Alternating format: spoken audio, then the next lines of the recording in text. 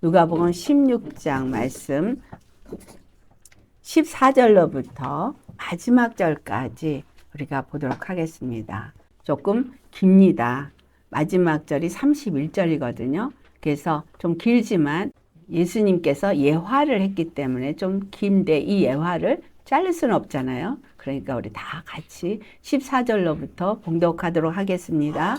바리새인들은 돈을 좋아하는 자들이라 이 모든 것을 듣고 비웃거늘 예수께서 이르시되 너희는 사람 앞에서 스스로 옳다 하는 자들이 있나 너희 마음을 하나님께서 아시나니 사람 중에 높임을 받는 그것은 하나님 앞에 미움을 받는 것이니라.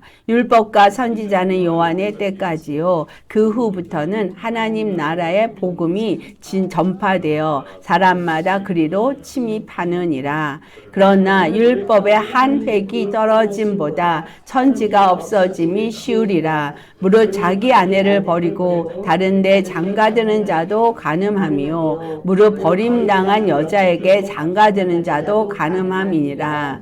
한 부자가 있어 자색 옷과 고운 베옷을 입고 날마다 호화롭게 즐기더라. 그런데 나사로라 이름하는 한 거지가 헌데투성이로 그의 대문 앞에 버려진 채 그 부자의 상에서 떨어지는 것으로 버빌리려 하매 심지어 개들이 와서 그 헌데를 핥더라. 이에 그 거지가 죽어 천사들에게 받들려 아브라함의 품에 들어가고 부자도 죽어 장사되매 그가 음부에서 고통 중에 눈을 들어 멀리 아브라함과 그의 품에 있는 나사로를 보고 불러 이르되 아버지 아브라함이여 나를 긍휼히 여기사 나사로를 보내서 그 손가락 끝에 물을 찍어 내 혀를 서늘하게 하소서. 내가 이 불꽃 가운데서 괴로워하나이다. 아브라함이 이르되 예 너는 살았을 때에 좋은 것을 받았고 나사로는 고난을 받았으니 이것을 기억하라. 이제 그는 여기서 위로를 받고 너는 괴로움을 받느니라. 그뿐 아니라 너희와 우리 사이에 큰 구렁텅이가 놓여 있어 여기서 너희에게 건너가고자 하되 갈 수 없고 거기서 우리에게 건너올 수도 없게 하였느니라. 이르되 그러면 아버지여 구하노니 나사로를 내 아버지의 집에 보내소서. 내 형제 5이 있으니 그들에게 증언하게 하여 그들로 이 고통받는 곳에 오지 않게 하소서. 아브라함이 이르되 그들에게 모세와 선지자들이 있으니 그들에게 들을지니라. 이르되 그렇지 아니하나이다. 아버지 아브라함이여 만일 죽은 자에게서 그들에게 가는 자가 있으면 회개하리이다. 이르되 모세와 선지자들에게 듣지 아니하면 비록 죽은 자 가운데서 살아나는 자가 있을지라도 권함을 받지 아니하리라 하였나이다 하시니라. 아멘. 오늘 말씀의 제목은 천국이 침노를 받는 이유라는 제목으로 말씀을 나누도록 하겠습니다. 천국이 침노를 받는다라는 말씀을 오늘 여기서도 본문에 나오고 있고 또 다른 마태복음 11장 12절에도 나옵니다. 도대체 천국이 침노를 받는다는 이 말이 무슨 말인가? 이 말씀을 통해서 우리가 깨닫기를 원합니다. 자, 하나님의 나라, 천국은 어디에 있습니까? 바로 저와 여러분 안에 있습니다. 아멘. 자, 하나님의 나라가 우리 안에 있게 하기 위해서 예수 그리스도께서 이 땅에 오셔서 당하신 일이 바로 천국이 침노를 당한 일입니다. 여러분, 정말 오늘 이 말씀 속에서 우리가 살펴볼 수 있는 건 주님이 말씀을 하시면서 이해가 안 되는 이 바리새인이 돈을 좋아하고 예수님의 말씀 바로 사람은 하나님과 재물을 겸하여 섬길 수 없다는 거 그 바로 앞절에 얘기하고 있죠. 13절의 말씀에 집 하인이 두 주인을 섬길 수 없나니 혹 이를 미워하고 저를 사랑하거나 혹 이를 중히 여기고 저를 경히 여길 것임이라. 하나님과 재물을 겸하여서 우리는 섬길 수 없는 이유는 그것이 우리에게 주인이 되기 때문이라는 거예요. 여러분에게는 무엇이 주인이 되고 있습니까? 정말 중요한 거예요. 여기서 주인의 개념을 우리가 가져야 하는 이유는 이 땅에 살고는 우리에게는 하나님이 우리의 주인이 되셔야 하기 때문입니다. 왜 하나님이 우리의 주인이 되셔야 하느냐 하면 하나님이 우리의 단 한 분 구원자이시기 때문입니다. 여러분, 하나님은 당신 자신을 표현할 때 어떻게 표현을 하냐 하면 창조주 하나님인 것을 표현해요. 여러 가지로 사람들이 자기의 것을 말하고 또는 자기의 고통 속에서 이럴 수가 있나 하면서 불평할 때 하나님은 창조주 되심을 말했던 것이 욥기에 나와 있습니다. 자, 욥기를 보면 욥이 고통 가운데서 부르짖고 주님을 찾기도 하지만 또 주님 앞에 불평하기도 합니다. 그 이유는 내가 왜 이런 고통을 당해야 되나?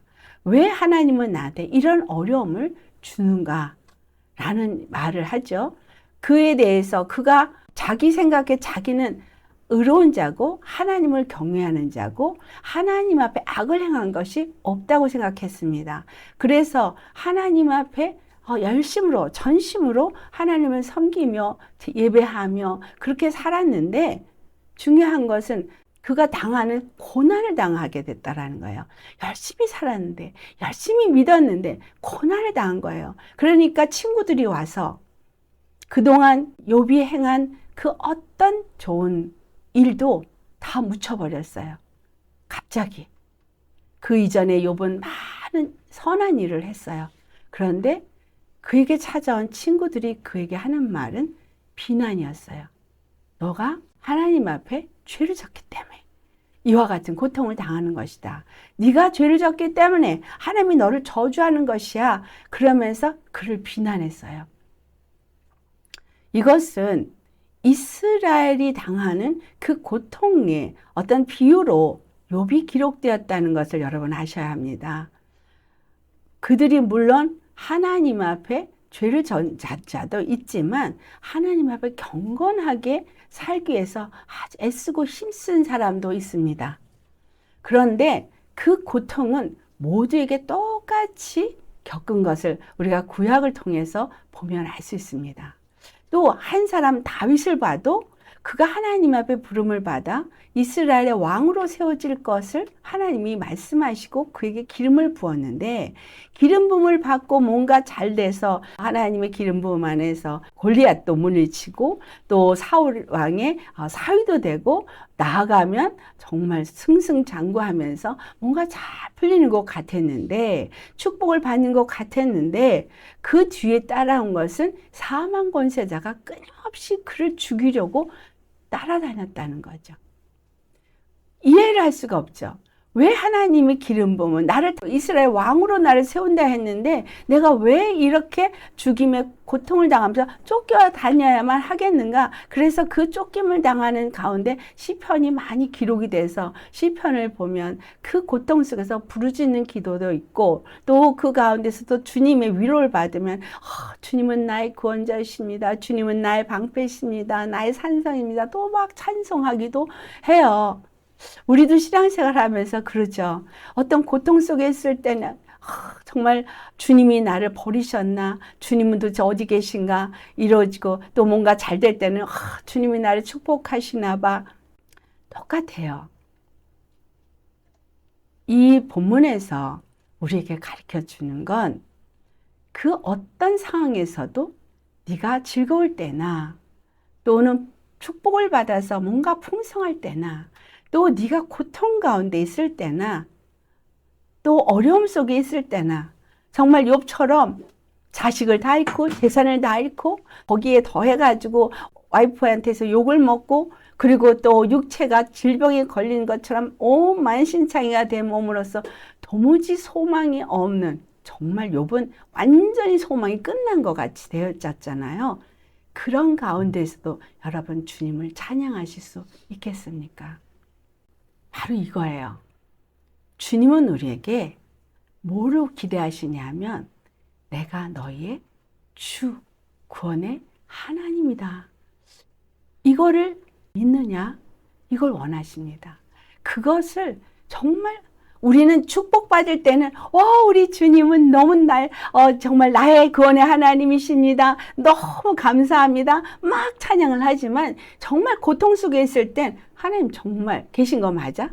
하나님은 정말 내 기도 들으시는 거 맞아? 하나님 어디 계세요? 아니 어떻게 나한테 이러실 수가 있어요?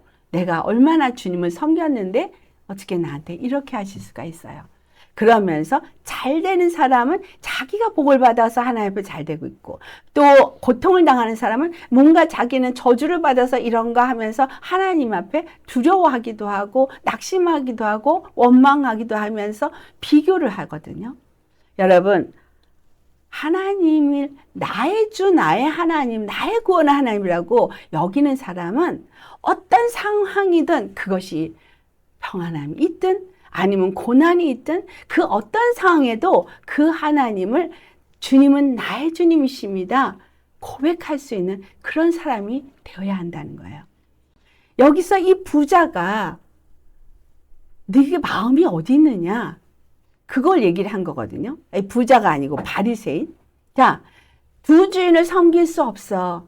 네가 재물이 풍성하면 하나님 감사합니다. 그런데 그것이 없을 때는 하나님이 이러실 수가 있어. 어디 계셔? 그러면 너의 주인이 누구겠느냐? 라는 얘기예요. 여러분, 솔직하게 얘기해 봅시다. 내가 재물이 풍성하고 뭐든지 잘 될 때 기쁘고 감사하면서 주님을 찬양하지만 진정 그에겐 주인이 뭐가 된 것 같으세요? 하나님일 거예요? 아니에요. 재물이죠. 부여죠. 그죠? 어떤 행복함, 뭔가가 잘 되는 거, 그것을 내가 원하고 바라고, 그리고 그렇게 되니까 너무 기뻐서 하나님을 찬양하는 거예요. 그러니까 진정 그 사람은 하나님을 찬양하는 것 같으나 실제로 그의 주인은 재물인 거예요.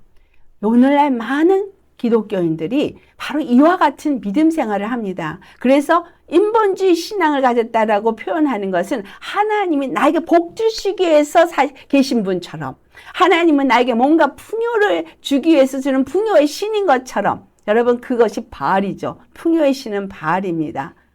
이스라엘이 바알을 섬겼던 이유는 어떤 풍요를 원했기 때문인 거예요. 근데 하나님은 이스라엘에게 풍요를 주시는 분인 거 맞아요. 근데 그 풍요를 약속했어요. 신명기 28장을 보면 분명히 풍요를 약속했어요. 근데 그 풍요를 약속할 때 너희가 내 계명과 율례를 지키면, 내 말씀을 청정해서 들으면, 말씀에 순종하면, 이런 조건부였었어요. 그래서 날마다 너희가 그것을 묵상하고 가르치고 눈에 보이는 곳에 늘 쉐마라는 단어를 써서 신명기 6장 4절을 기억하게 하는 것, 신명기 6장 4절만 기억하는, 그 밑에도 다 기억하게 하는 것, 내 음성을 들어라, 내 말에 순종해라. 이게 핵심이거든요. 나는 너의 주다. 나는 너의 구원자다. 여호와야. 그래서 나는 여호와, 나는 전능한 하나님이야. 나는 유일한 하나님이야. 여러분, 유일한 하나님이라는 건 너희를 구원할 자는 나 하나뿐이라는 의미입니다. 그러니까 너는 내 음성을 들어라. 이게 신명기 6장의 4절의 말씀이죠. 똑같은 얘기예요. 재물이 있었을 때 하나님을 찬양받는 것이 아니라 그 하나님이 나를 어떤 고난 가운데 주셔도 하나님은 나의 구원자시라는 거예요. 고통 가운데 두셔도 하나님은 나의 구원자시라는 거예요. 다윗이 사망 권세자 사울의 왕의 그 쫓김을 받고 힘들고 어려운 속에서 정말 광야 생활을 한다 할지라도 다윗이 고백한 것은 하나님이 그를 반드시 일으킬 거라는 구원의 찬송이었어요. 그 하나님이 우리를 축복하시는 바로 그 하나님은 어떤 하나님이야? 나의 방패시오, 나의 산성이시오, 나의 피난처시오, 나의 노래신 분, 피할 바위신 분. 그 하나님은 고난 중에서도 찬송을 드릴 만한 나의 주님이시다라는 거예요. 여러분, 이런 사람이 재물을 섬기는 자가 아니라 하나님을 섬기는 자라는 거예요.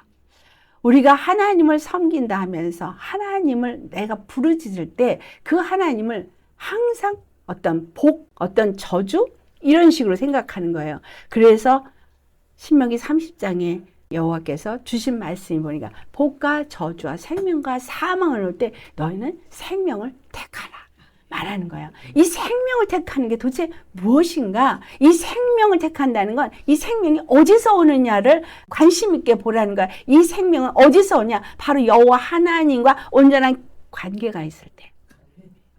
아담이 하나님의 형상대로 창조가 되었지만 그가 하나님의 말씀에 불순종함으로 끊어졌어요.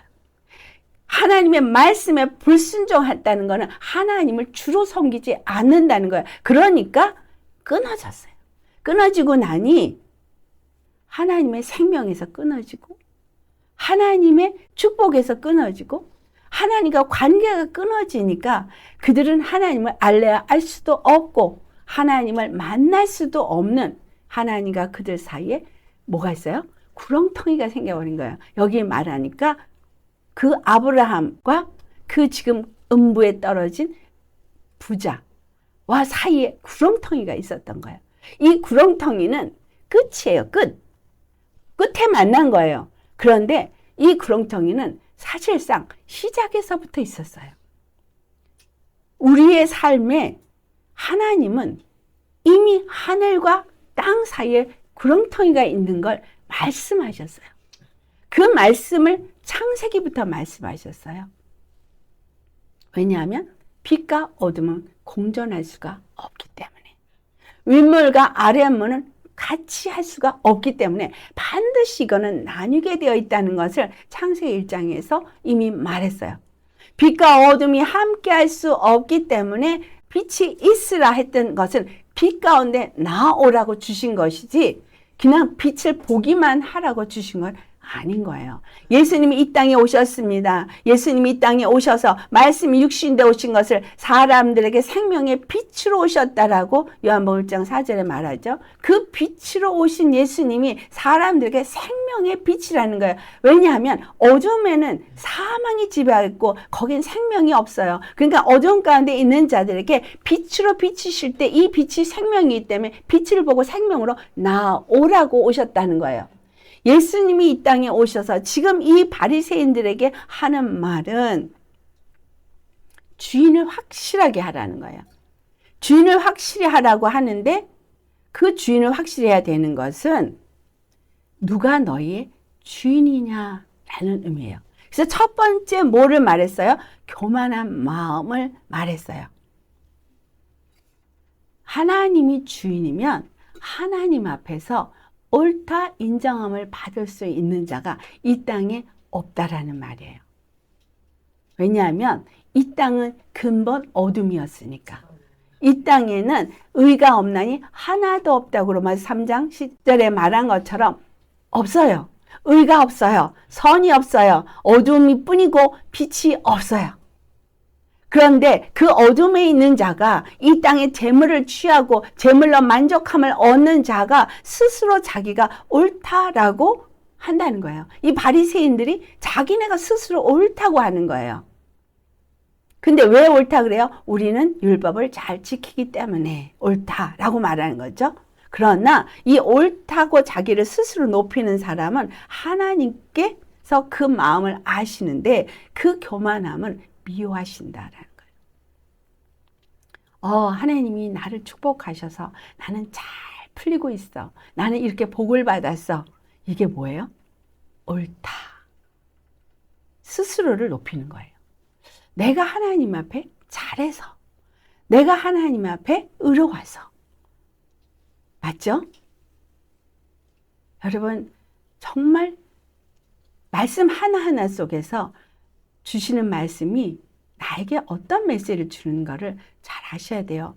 나도 모르게 내가 뭔가 잘 풀리고 있으면 나는 뭔가 복받은 사람이야. 하나님 앞에 나는 잘 가고 있기 때문이야. 고통과 어려움이 있으면 쟤는 뭔가 하나님 앞에 뭘 잘못해서야. 그렇게 나도 모르게 생각하는 생각이 이 믿는 자들 가운데 있다라는 거예요. 근데 이 유대인들 가운데도 있었어요. 그러니까 바리새인도 똑같이 그 생각을 하는 거예요. 저 죄인들은 죄인인데 왜 저희 죄인들하고 같이 있지? 그리고 하나님과 재물을 겸하여 섬길 수 없다는 이 말에 내가 지금 하나님을 잘 섬겨서 율법을 잘 지켜서 복을 받은 건데 이 복 받은 나를 가지고 지금 뭔 소리를 하는 거야?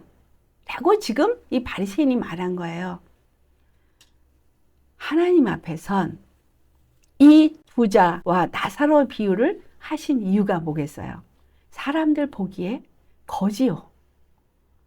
정말 헌데가 나서 정말 보잘것없는 자예요. 욥과 같은 거죠. 온몸에 헌데가 나고 완전 거지가 됐어. 그래서 그 친구들이 와서 비난할 만해. 이 거지 나사로도 똑같은 거예요. 그러니 사람이 볼 때 하고 사람들에게 무시당할 수 있고 저리 가! 배척당할 수 있고 누구도 환영하지 않을 만한 사람이에요. 부자의 상에서 그냥 부스러기만 떨어져도 그거를 먹고자 하는 너무나 피폐하고 정말 굶주린 자예요. 그렇죠, 여러분? 사람이 볼 때 이 거지 나사로는 보잘것없고 다 환영받지 못할, 환영하지 않을 그러한 존재예요. 가치 없는 존재예요. 바리새인 앞에서 세리나 창녀나 죄인들은 그런 자예요.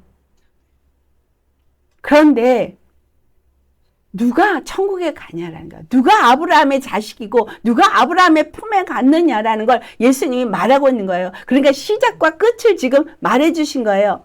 너희들 앞에 율법이 준 이유는 바로 죄라는 것이 하나님과 너희 사이를 구렁텅이를 만들어서 하나님이 너에게 올 수도 없고 너희가 하나님 앞에 갈 수도 없는 너희들은 그런 존재였어. 그러니까 개구리가 올챙이적 일을 생각하지 못하는 건가요. 또는 자기가 얼마나 죄인인지 자기 실체를 모르는 거예요. 하나님을 섬기는 자는 하나님의 어떤 자냐? 정말 나는 죄인이고 죽을 수밖에 없는 죄인이고 저 지옥불에 떨어질 쓰레기 같은 인간인데 예수님이 그냥 오셔서 값없이 은혜를 주셔서 그 은혜로 그냥 자녀가 된 자예요. 그냥 그 축복을 그냥 받은 자예요. 내가 무엇을 잘해서 내가 무엇을 의로워서 내가 남보다 더 뭔가 옳은 게 있어서 내가 하나님 앞에 은혜를 받고 부름을 받고 축복을 받은 게 아니라는 사실입니다. 개차반으로 살았어도 정말 죄인으로 살았어도 그냥 값없이 택하시고 부르셨어요. 아들아, 딸아, 내게 와라. 왜? 나는 구원이니라. 나는 너의 구원이니라. 왜? 구원받기를 사모하는 영혼, 고통 가운데서 거기서 건져줄 자를 사모하는 영혼, 병들어서 의원이 필요한 영혼, 죄인이어서 구속받기를 원하는 영혼, 이런 자들에게 나는 필요한 구원자라는 거예요. 내가 의롭다고 생각하는 자에겐 필요가 없어요. 나는 의인을 부르러 온 것이 아니라 나는 죄인을 부르러 왔다요. 이 부자는 너무 풍족해서 아주 부요를 누리는 자예요. 그러니까 필요한 게 없어. 부족함이 없어. 그러니까 하나님이 필요 없는 거예요. 바리새인들 자기 스스로가 의로우니까 하나님이 필요 없어요. 그들이 예수님이 깨닫게 하기 위해서, 돌아오게 하기 위해서, 믿게 하기 위해서 죄인의 자리로 내려오라고 부르신 거죠. 나는 죄인을 부르러 왔어. 네 스스로가 네가 얼마나 죄인인지를 깨달아 알고 내게 와라. 그리고 구원을 받아라. 나는 너의 모든 죄를 다 사하고 너를 그 죄에서 건져낸 너의 구원의 하나님이다. 이 얘기를 했는데 이 바리새인은 비웃었다는 거예요. 나는 의인인데, 나는 율법을 잘 지켰는데, 그래서 이 비유를 예수님이 말씀하시는데 보니 비유에서 정말 부자는 이 땅에서 잘 먹고 잘 살았고 거지 나사로는 그 부자 상에서 떨어진 부스러기를 먹고 헌데가 나서 개가 핥는, 개가 뭐예요? 이 땅에서 진짜 개 같은 인생 사람들이 있잖아요. 그들이 우습게 여기는 그거를 그냥 받은 거예요. 핍박을 받은 거예요. 그 고통을 당한 거예요. 누가? 예수님이 그랬어요. 가치 없는 자처럼. 조롱받고 비난받고 개들이 핥았어요. 그런데 그 차이가 무엇이냐를 가르쳐주고 있어요. 자기는 이 끝이 어떤지를 이제 그 부자가 겪으면서 불꽃 가운데서 고통하고 있다고 말하고 있어요. 여러분, 끝을 지금 여기서 예수님이 말하고 있어요.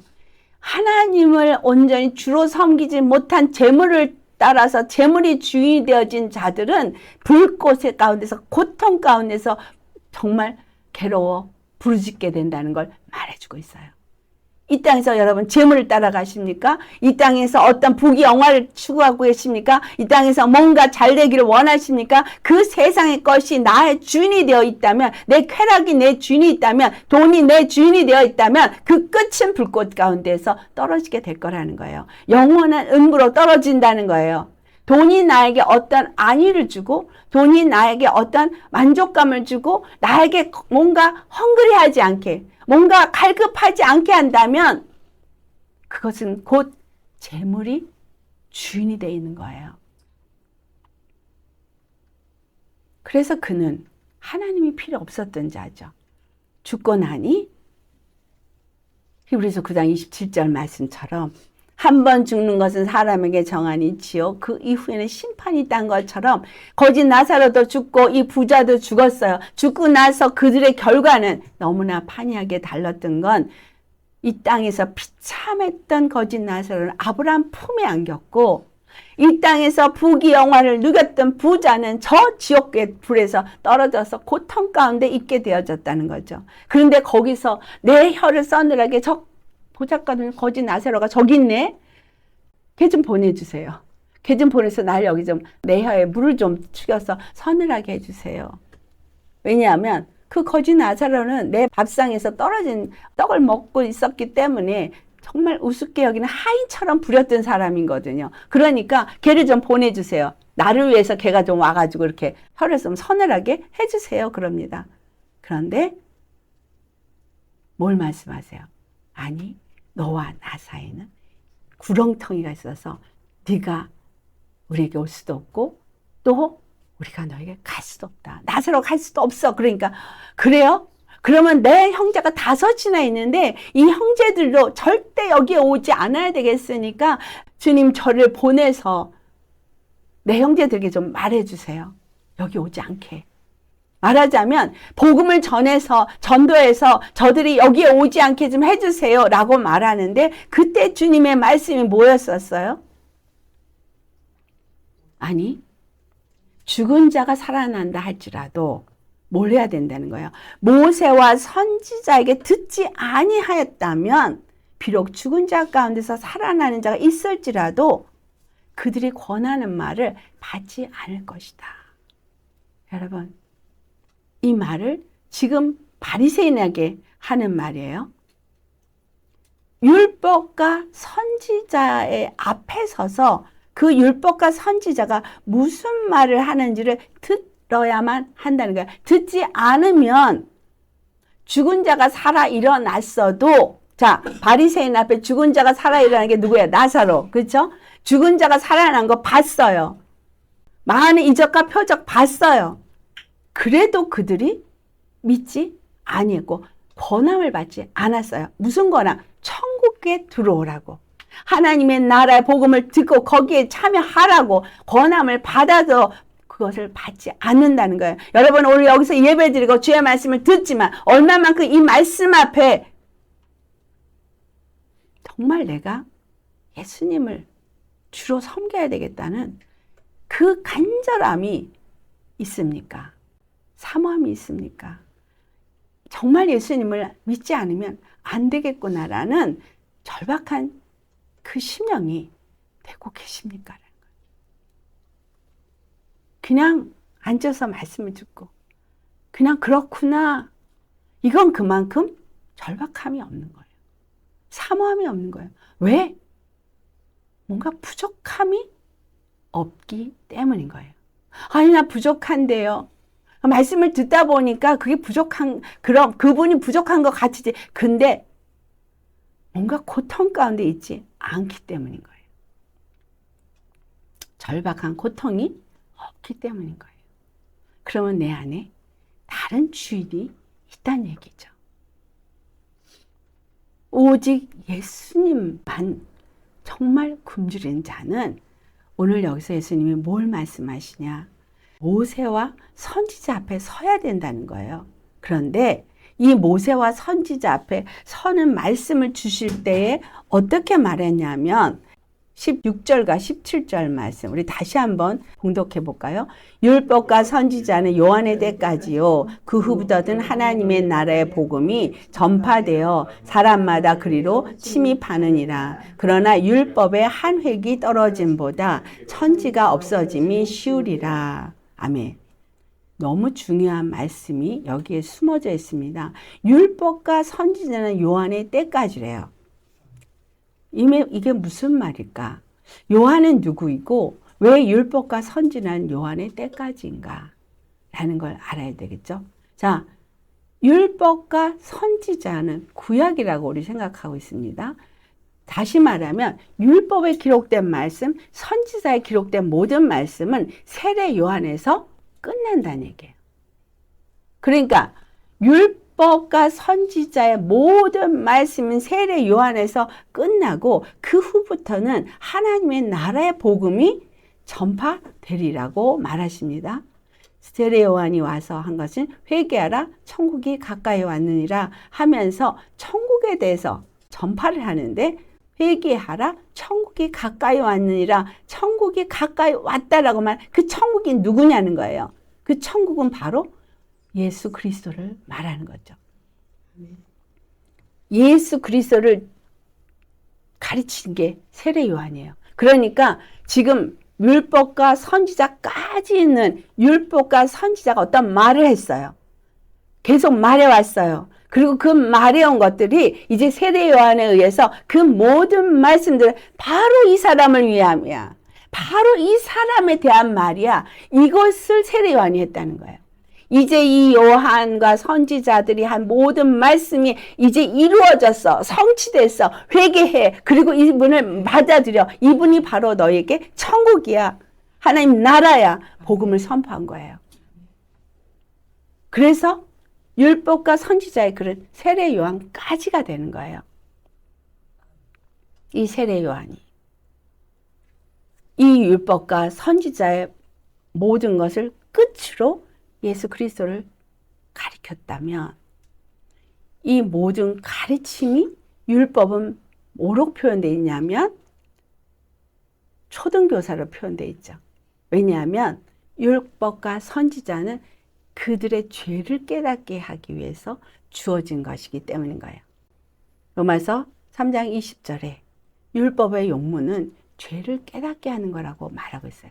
죄를 깨닫게 하기 위해서 율법을 준 것이고 죄를 깨닫게 한 율법은 어떤 걸 주냐면 죄를 깨닫고 그 다음에 재물을 가지고 여호와 앞에 나아가게 했어요. 선지자의 글은 그들의 행위가 잘못된 걸 깨닫고 여호와 하나님 앞에 와서 회개하게 했어요. 지금 바리새인이 내가 율법을 잘 지켰다고 말하는데 그러면 네가 율법을 알고 깨달았으면 회개하고 하나님 여호와께 나와서 뭔가 구원함을 얻고자 했을 거라는 거죠. 우리가 오늘 예수님 앞에 예배드리러 나오는 사람은 내 모든 죄에서부터 내가 구원을 받을 수 있는 예수님 앞에 나와서 구원함을 받기 위해서 나오는 자가 되어야 하는 거예요. 내가 교회에서 얼만큼 봉사를 했고 교회를 위해서 하나님을 위해서 얼만큼 내가 일했고 얼만큼 헌금을 했고 내가 주님을 위해서 뭘 했는지 이거를 주님 앞에 나와서 선줄로 생각하는 자가 되어지라는 얘기가 아닌 거예요. 율법 앞에 서서 그 하나님 앞에서 내가 어떤 자인지, 주 하나님 앞에서 나를 어떤 자인지를 돌아보고 그분 앞에 나오게 하는 게 율법이었다는 겁니다. 즉 하나님과 이스라엘 사이의 율법이 죄를 정죄하고 죄를 깨닫게 하는 구렁텅이가 됐다면 그 죄 앞에서 이 구렁텅이를 뛰어넘어서 여호와와의 관계가 맺어질 수 있게 하는 수 있는 방법이 무엇일까 하고 나오는 그 사람들이 바로 재물을 가지고 나와서 옆에 예배를 드리는 거였거든요. 그렇죠? 자, 그렇다면 오늘 여러분이 예배드려 하나님 앞에 나올 때 여러분의 마음가짐과 자세는 뭐냐? 하나님 앞에 내가 이 구렁텅이가 내 앞에 가로막혀서 하나님을 만나지 못하는 이 일이 있지 아니하도록 내가 바로 그 재물을 갖고 하나님 앞에 나와야 되는 회개의 심령이어야 된다는 거예요.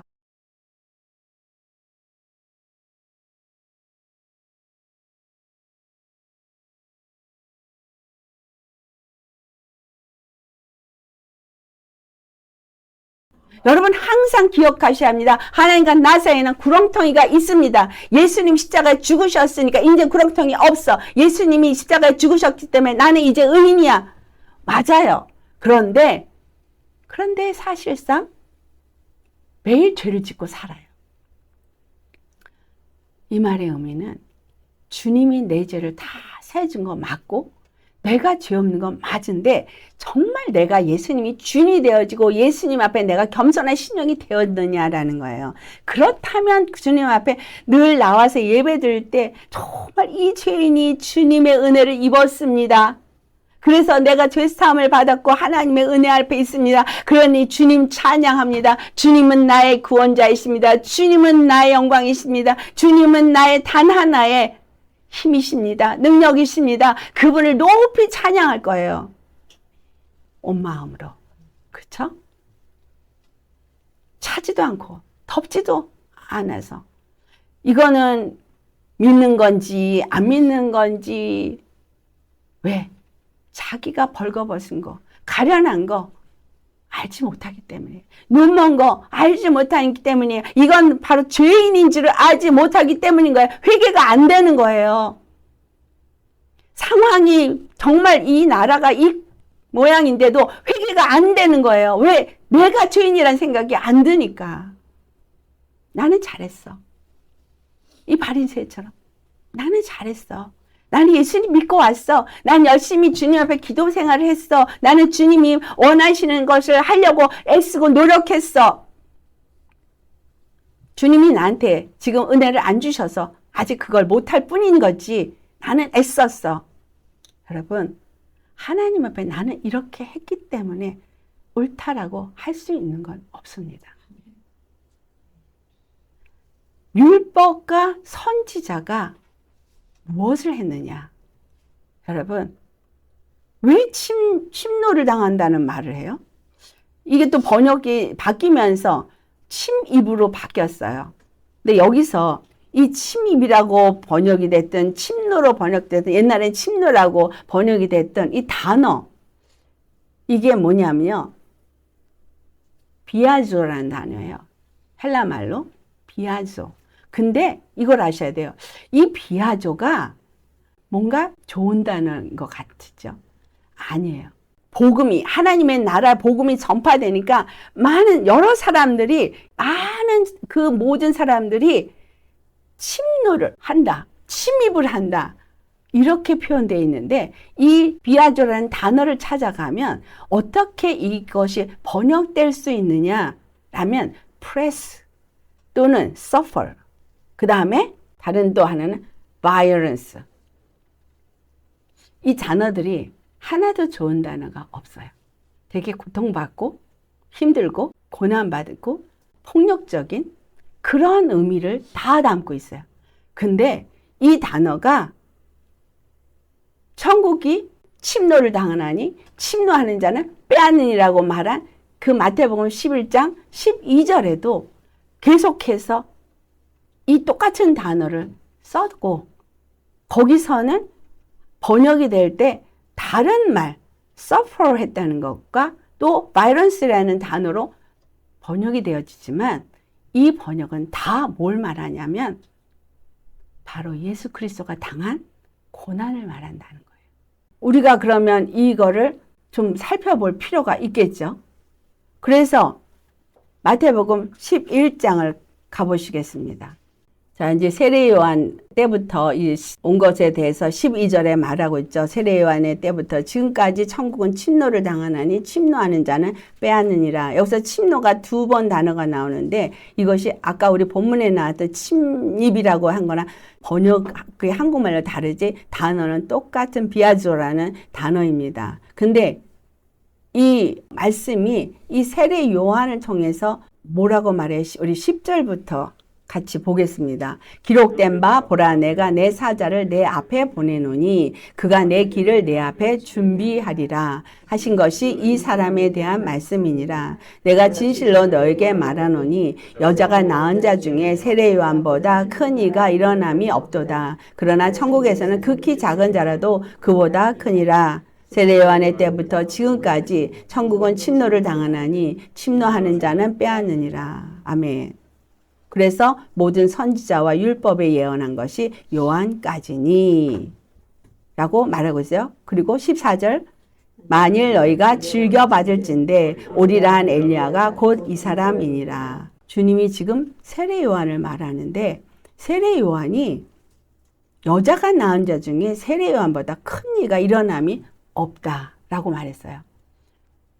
여자가 낳은 자 중에 많은 아버지가 있고 여자를 통해서 사람들을 많이 낳았는데 구약에 있는 모든 자들로부터 세례 요한까지 나온 모든 사람들은 다 누구를 말했냐면 바로 하나님의 뜻을 나타내기 위해서 아들을 낳는 일을 했어요. 이 아들을 낳는 여자들이 그 아들을 낳음으로 인해서 그 모든 일이 이루어졌어요. 그렇죠? 그 여자가 아들을 낳는 일을 하지 않으면 어떤 일도 이루어질 수가 없었어요. 하나님이 아무리 이 땅에 일꾼인 사람을 다윗 왕을 내보내려고 해도 다윗 왕도 그 어미가 있어야지만 나올 수 있잖아요. 세례 요한도 마찬가지예요. 그런데 이 모든 남자들의 역할은 바로 이 여자들이 아이를 낳는 역할이 그렇게 중요한 거예요. 그 중요한 역할 가운데서 세례 요한보다 더 큰 자는 없다는 거죠. 왜 세례 요한보다 더 큰 자가 없냐?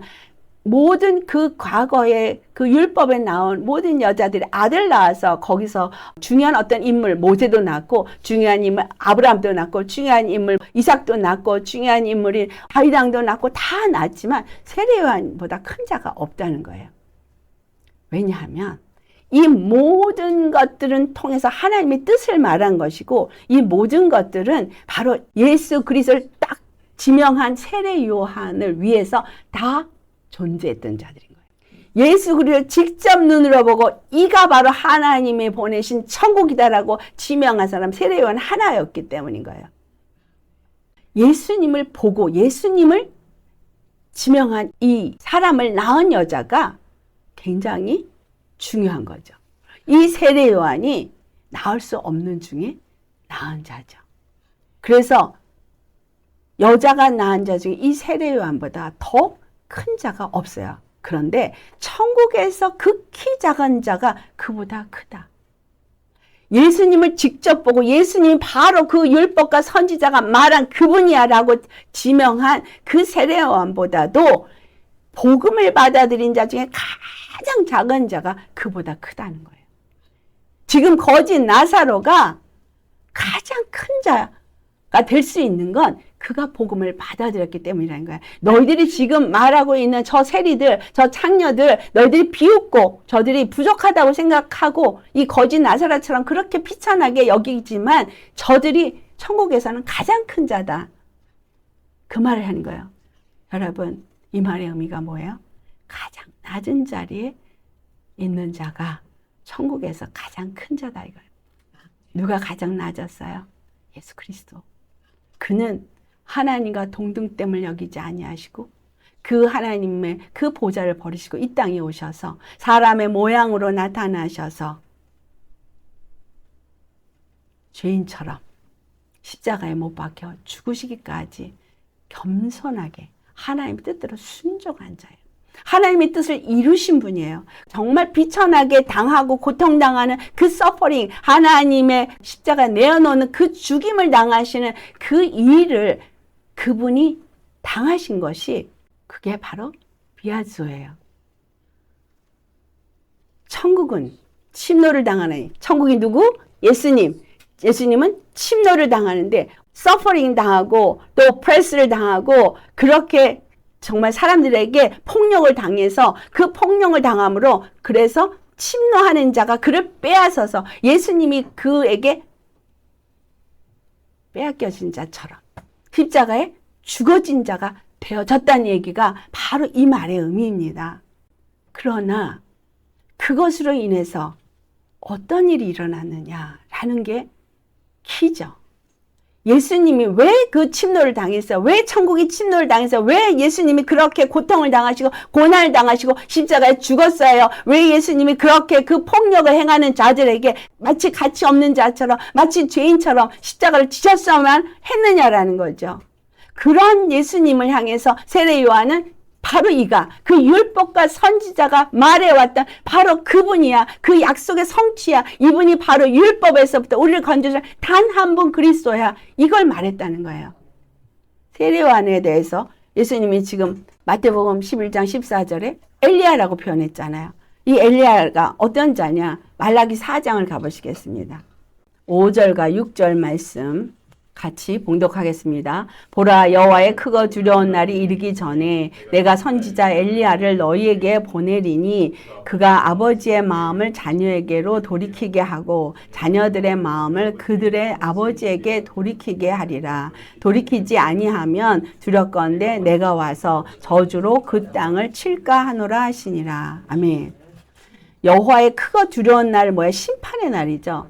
심판. 예수님 앞에 세례요한이 나왔는데 세례요한이 마지막 그 두렵고 큰 날, 여호와의 크고 두려운 그 날이 이르기 전에 보냄을 받은 자예요.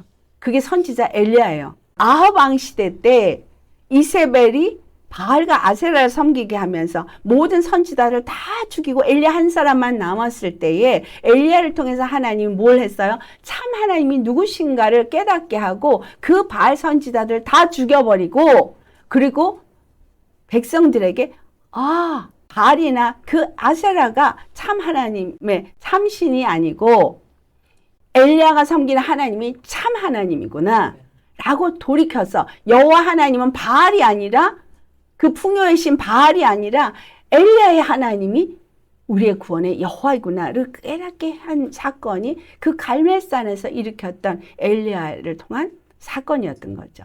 그런데 세례 요한이 지금 와서 요단강에서 침례를 주면서 그들에게 가르쳐준 복음의 말씀이 바로 침례예요. 이 침례를 뭐라고 해요? 회개의 침례라고 말해요. 회개를 외쳤어요. 회개하라. 천국이 가까이 왔느니라. 지금 예수님이 오실 길을 준비한 세례 요한. 그가 한 일은 뭐야? 아버지의 마음을 자식에게로, 자식의 마음을 아버지에게로 돌이켰다는 거야. 회개예요. 회개.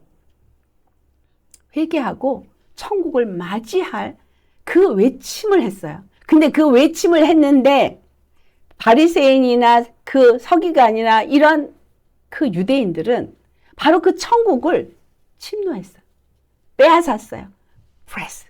그를 고통을 주고 억압을 하고 그에게 폭력을 행하고 그를 죽게 만드는 일을 해서 예수님은 고통과 고난 가운데서 그 일을 당하실 거예요.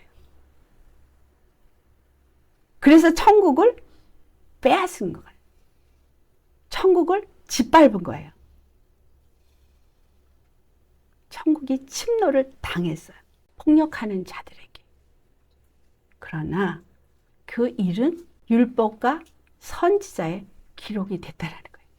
자, 이 말을 누가복음 24장에 말해요. 누가복음 24장 44절을 먼저 보시겠습니다. 또 이르시되 내가 너희와 함께 있을 때에 너희에게 말한 바 곧 모세와 율법과 선지자의 글과 시편에 나를 가리켜 기록된 모든 것이 이루어져야 하리라 한 말이 이것이라 하시고. 자, 예수님이 모세와 선지자 앞에 서야 된다라는 말은 다시 말하면 모세와 선지자의 글이 누구를 말한 것인지를 먼저 알아야 된다라는 말이에요. 먼저 그 죄를 깨닫게 하는 율법 앞에서, 회개를 외친 선지자들 앞에서 서서 내가 무엇을 잘못했는지, 내가 무엇을 알아야 되는지 돌이키는 일이 있어져야 한다는 얘기예요. 근데 예수님이 이것이 나를 가리킨 것이라고 기록했어요. 근데 그 기록된 말씀이 뭐냐? 또 이르시되 이같이 그리스도가 고난을 받고 제3일에 죽은 자 가운데서 살아날 것과 또 그의 이름으로 죄사함을 받게 하는 회개가 예루살렘에서 시작하여 모든 족속에게 전파될 것이 기록되었으니. 아멘. 율법과 선지자와 시편은 바로 그리스도가 고난을 받고 세상에서 죽게 될 것이고 죽은 자 가운데서 부활하게 될 것이고 그 죽으시고 부활하셔서 우리를 죄사함을 주시고 대속제물이 되어주신 것이 세상에 전파되어서 사람들이 그것을 믿는 사람들이 그의 이름으로 죄사함을 받게 될 것이고 회개가 일어나서 예루살렘에서부터 시작해서 모든 족속에게 이것이 전파되어질 것이다 라는 말을 하는 거예요. 이 말씀대로 일어난 사건이 사도행전 2장에 일어나고 있죠. 그래서 사도행전 2장에 정말 베드로가 나아가서 사람들에게 외칩니다. 외치면서 뭘 말하냐면 처음엔 다윗 왕에 대한 말을 해요. 다윗 왕이 그가 고백을 했는데, 예언을 했는데 다윗은 아직 하늘에 올라가지도 않았는데 그가 뭐라고 말했는지 너희들 아니? 그 얘기가 34절로부터 있습니다. 34절로부터 38절까지 우리 같이 봉독하겠습니다. 다윗은 하늘에 올라가지 못하였으나 친히 말하여 이르되 주께서 내 주에게 말씀하시기를 내가 내 원수로 내 발등상이 되게 하기까지 너는 내 우편에 앉아 있으라 하셨도다 하였으니 그런즉 이스라엘 온 집은 확실히 알지니 너희가 십자가에 못 박은 이 예수를 하나님이 주와 그리스도가 되게 하셨느니라 하니라. 그들이 이 말을 듣고 마음에 찔려 베드로와 다른 사도들에게 물어 이르되 형제들아 우리가 어찌할꼬 하거늘 베드로가 이르되 너희가 회개하여 각각 예수 그리스도의 이름으로 세례를 받고 죄사함을 받으라. 그리하면 성령의 선물을 받으리니 이 약속은 너희와 너희 자녀와 모든 먼데 사람 곧 주 우리 하나님이 얼마든지 부르시는 자들에게 하신 것이라고. 아멘. 네. 39절 말씀까지 우리가 봉독했습니다. 사도 베드로가 얘기한 거, 침례 요한이 얘기한 거, 주님이 말씀하신 거 동일하죠? 천국이 침노를 당하나니? 천국이 왜 침노를 당했습니까? 그 이유가 무엇입니까? 예수님 십자가에 죽으시면서 천국이 침노를 당했어요. 마치 하나님이 아무 능력이 없는 것처럼 십자가에 죽으셨어요. 하지만 그 이유는 무엇이냐? 바로 천국 복음이 모든 민족에게 전파되게 하기 위함인 거예요. 율법과 선지자들의 글 앞에 우리가 서야 되는 것은 바로 회개를 말하는 거예요. 우리가 회개를 해야 돼요. 회개를 해야 하나님의 저주가 임하지 않는 거예요. 이 세례요한이 언제 온다 그랬어요? 크고 두려운 날이 임하기 전에. 자, 예수님이 오셔서 이 땅을 심판하기 전에, 빛과 어둠을 나누기 전에, 막 세상 임금이 심판을 받기 전에, 세상 임금 심판 받았어요. 그 전에 너희가 회개하라는 거예요. 우리 오늘날 주님이 이 얘기를 우리가 동일하게 뭘 주시는 거예요? 예수님 다시 오시는데, 다시 오시면 그때 왜 오시는 거예요? 양과 염소를 가르시고, 그리고 하나님께 속한 그 양들을 데려가시기 위해서 오시는데 그 전에 너희가 회개하라라는 거예요. 그 크고 두려운 날이 임하기 전에 선지 엘리야를 보낸 것처럼 이 시대에 바로 하나님이 저 같은 사람을 들어서 회개를 외치게 하는 거예요. 외치게 하는 거예요. 깨어 일어나라. 정신을 차려라. 너희가 지금 어떤 믿음의 상태인가 보라. 너희가 거짓 나사로가 되어진 자냐? 아니면 거짓 나사로 같은 자를 비난하고 비판하는 자냐? 우리가 만약에 천국을 가진 자라면 예수님이 이와 같이 침노를 당하는 핍박을 받았기 때문에 우리도 똑같이 세상에서 핍박을 받는다는 거예요. 내가 세상에서 핍박을 당해도 주 하나님은 나의 유일하신 참 하나님이십니다. 나의 단 한 분 구원이십니다. 단 한 분 나의 찬송 받으실 분이십니다. 아멘. 다윗이 고백하고 찬송한 것처럼 그 시편에 기록된 것처럼 여러분 정말 어떤 고통 속에서도 그분을 찬송하시겠습니까? 아멘. 뭔가 부요할 때, 뭔가 만족스러울 때 하나님을 찬송하시겠습니까? 아니면 고통 속에서 아무것도 보이지 않아도 아무것도 느끼지 못해도 하나님이 이미 나를 택하셨고 이루셨고 나의 주가 되셨고 나의 구원이 되셨고 반드시 나를 데려오실 분이라는 것을 믿기 때문에 그분만으로 만족하면서 감사할 수 있겠습니까? 이 시대에 정말 우리 깨어 있어야 되는 건 뭔가 내가 됐다고 생각하면 안 됩니다.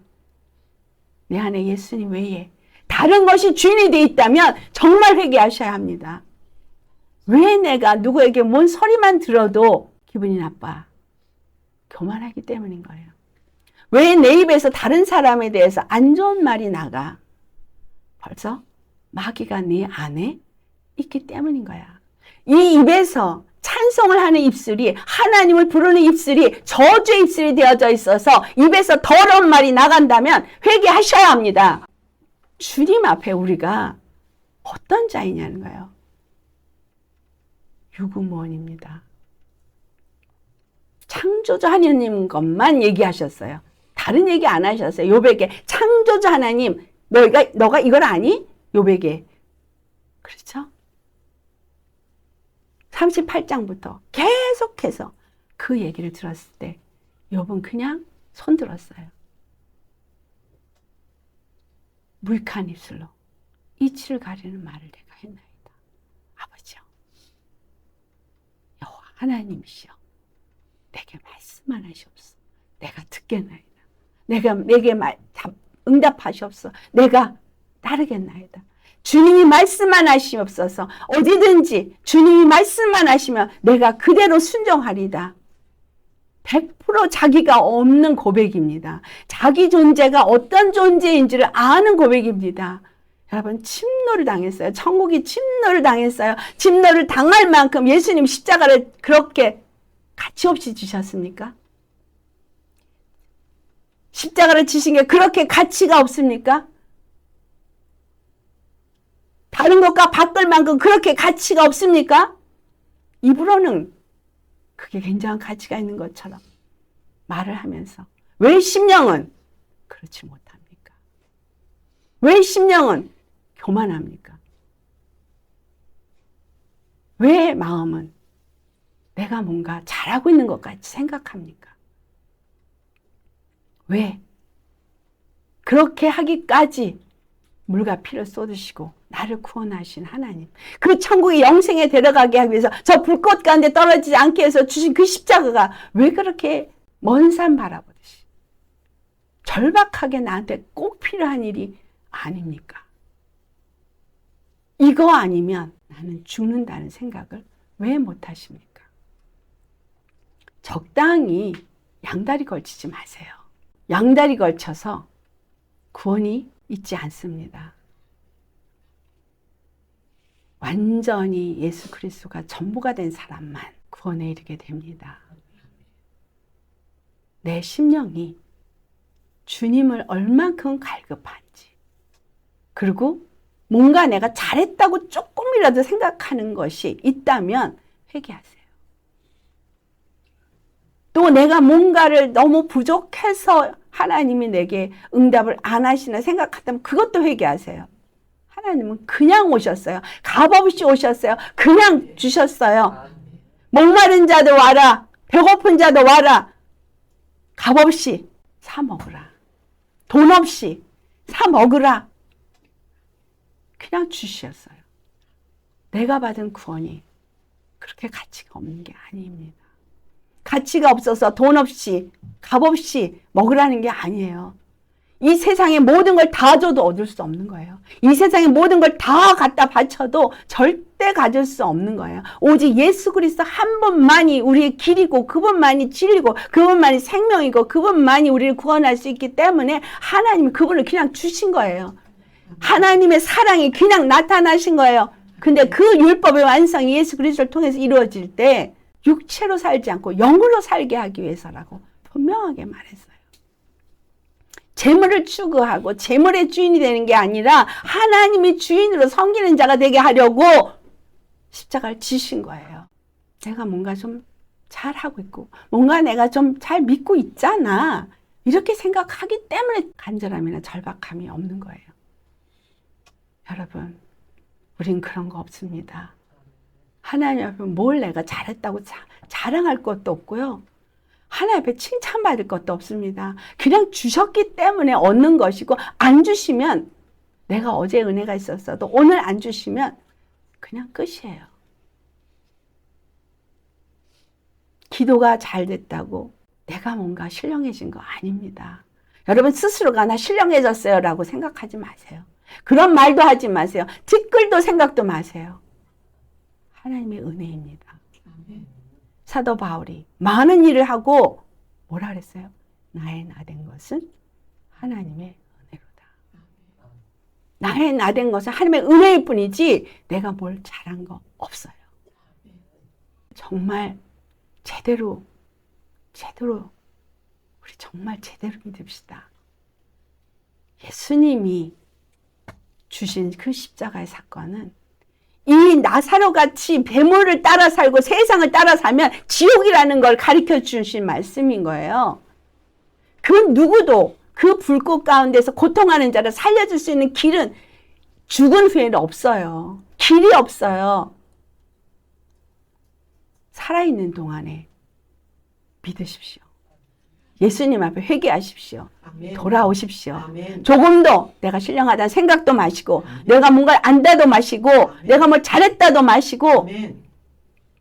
예수님 앞에 이 주신 은혜만 감사할 수 있는 사람 되시기를 예수님의 이름으로 축원합니다. 천국의 침노를 당한 만큼 저와 여러분을 향한 하나님의 사랑은 영원히 변하지 않아요. 그래서 뭐라 그래요? 여인을 버린 그 남자의 얘기를 하세요. 절대 여인을 버리지 않는 남편. 그 여인을 버린 남자에게 시집을 가면 간음하는 거라 그랬고 또 버린 여자에게 장가들어도 간음하는 거란 얘기는 하나님은 절대 하나님의 자녀를 버리지 않는다는 얘기예요. 하나님의 아내를 버리지 않는다는 거예요. 아멘. 그리스도 아내를, 정혼한 아내를 십자가를 통해서 피로 낳은 자를 버리지 않는다는 거예요. 그러나 하나님이 버린 자는 함께하지 말라는 거예요. 아시겠어요? 하나님의 버린 자는 함께하지 마세요. 이 십자가 복음을 떠나는 자는 함께하지 마세요. 입에서 부정적인 말을 하고 속이는 말을 하고 이간의 말을 한 사람하고 같이 말 나누지 마세요. 세우는 자만 함께 하세요. 여러분, 주님은 여러분이 이 길로 나아가지 않으면 이 십자가 길에서 연합되는 이 길을 택하지 않으면 잘라버리십니다. 열매 맺지 못하는 가지는 잘라버려요. 진짜 구원받을 사람이 얼마나 있을까요? 너무너무 돌아봐도 없어요. 너무 없어요. 주님이 얼마나 애통하시겠어요. 그런데도 포기하지 않으시는 주님의 그 인내와 그 긍휼하심이 그 오래 참으심이 너무 감사합니다. 만약에 지금 오신다면 우린 다 지옥불이에요. 정말 교회가 회개해야 됩니다. 우리 회개하셔야 해요. 내 안에 누가 주인인가를 다시 돌아보시고 회개하시기를 예수님의 이름으로 축원합니다. 천국이 침노를 당해서 십자가에 죽으시기까지 그래서 많은 사람들이 작당을 해가지고 예수님을 그렇게 무너뜨린 걸 말한 거예요. 우리는 정말 낮은 자리로 내려가시고 겸손한 자가 되시고 예수님만을 구하는 저 여러분 되시길 예수님의 이름으로 축원합니다.